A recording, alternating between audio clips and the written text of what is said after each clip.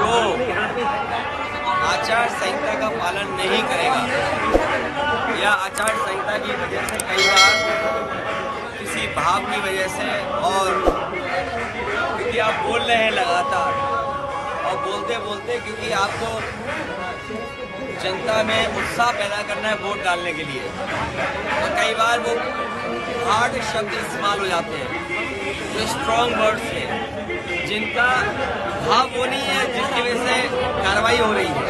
भाव दूसरे कि ज़्यादा वोट डालें।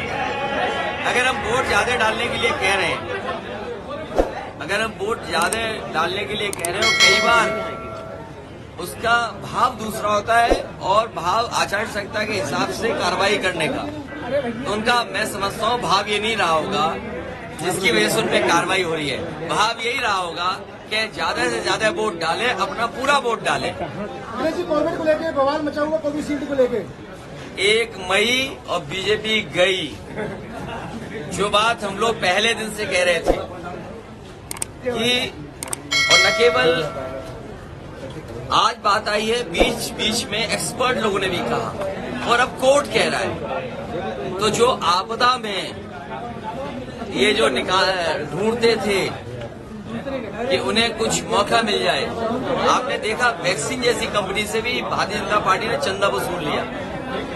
सोचो उन पे क्या गुजरती होगी जिन पे वैक्सीन लगने के बाद सर्टिफिकेट है। 80% ऐसी आबादी है जिसको ये वैक्सीन लगी है और सरकार ने लगवाई। तो आज जिन लोगों ने लगवाई उन पे भी कानूनी कार्रवाई होना चाहिए, क्योंकि आम जनता की जान खतरे में डाल दी। साइंटिस्ट एक्सपर्ट ये कहते हैं कि उसकी वजह से न केवल हार्ट और कुछ बीमारियां भी हो सकती हैं। तो इसको कौन जवाब देगा? ये तो आचार संहिता से बड़ा उल्लंघन किया बीजेपी ने। ये तो हमारे और आपके स्वास्थ्य से खिलवाड़ कर दी। केशव प्रसाद मौर्य ने कहा है कि विपक्षी गठबंधन आईसीयू में है और इनको जनता ऑक्सीजन नहीं देगी। इनकी बातें मत सुनो, इनकी बातें न सुनो। राष्ट्रपिता महात्मा गांधी कह गए हैं कि न गलत सुनो न गलत कहो। तो ये कौन से लोग हैं, किस रास्ते पे चल रहे हैं? भाई वोट का है, आप नौकरी दे नहीं सकते। आज 1 मई है, आज दुनिया में लेबर डे मनाया जा रहा है। उन्हें सोचना चाहिए कि जिन नौजवानों को उन्होंने बेरोजगार रखा है, और जो लेबर ऑर्गेनाइजेशन की रिपोर्ट है वो ये कहती है कि भारत में 83% लोग बेरोजगार हैं। अगर भारत में 83% बेरोजगार हैं और किसान दुखी है, नौजवान के हाथ में नौकरी नहीं है, पेपर लीक किया है, तो इस बार भारतीय जनता पार्टी आईसीयू में जाएगी और मई शुरू हो गई। भारतीय जनता पार्टी की विदाई होना तय है, जाना तय है। अगले दिन किस तरीके से आज शिवपाल सिंह यादव ने मंच से भाजपा को जिताने की अपील की है?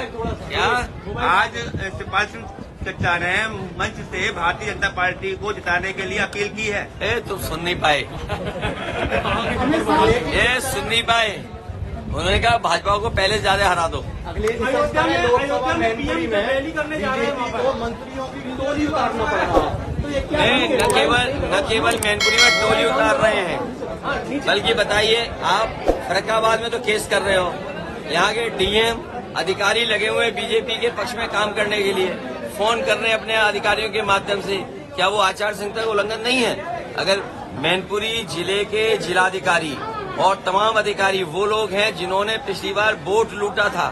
याद कीजिए मैनपुरी का चुनाव नगर पालिका का, उसमें यही जिलाधिकारी, यही अधिकारियों ने वोट लूटा था। अब चुनाव आयोग क्या सो रहा है क्या?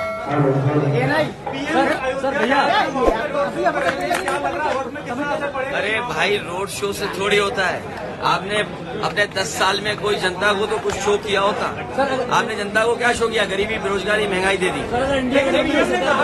किसानों के लिए आप क्या करेंगे?